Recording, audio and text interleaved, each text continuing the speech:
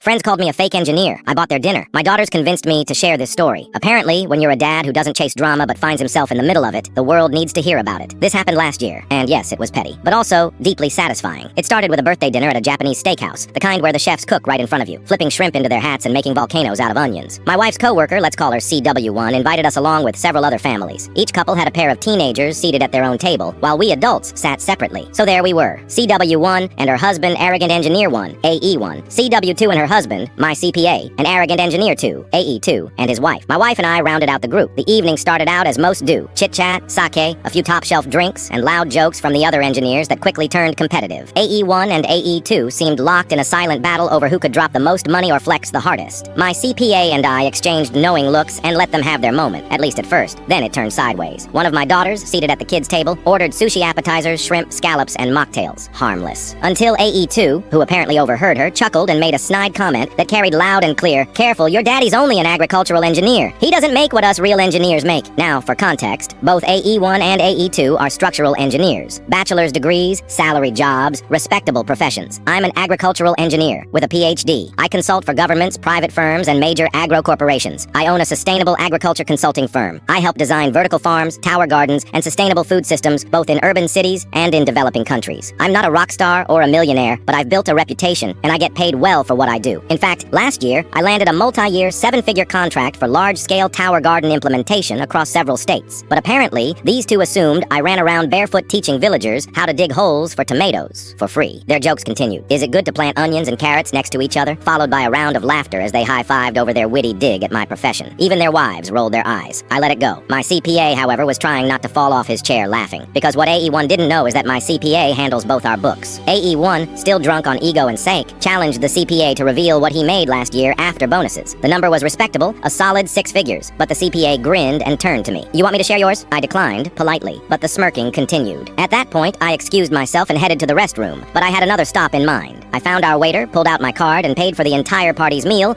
appetizers, entrees, drinks, desserts for all adults and teens, and left a very generous tip beyond the automatic service fee they had added for the large party. When I got back to the table, dessert had arrived. As the waiter handed out plates, he thanked me, in front of everyone, for covering the check, and added that the tip was the best he'd seen all month. The table fell silent. AE1 and AE2 looked stunned. I smiled, nodded, and turned to the CPA. "Now you can tell them." He did. My income last year, after taxes, was just shy of triple what AE1 brought home. AE2's eyes widened. AE1 blinked like he'd been slapped with a napkin soaked in soy sauce. I pushed in my chair, wished everyone a good night, and left with my wife and daughters.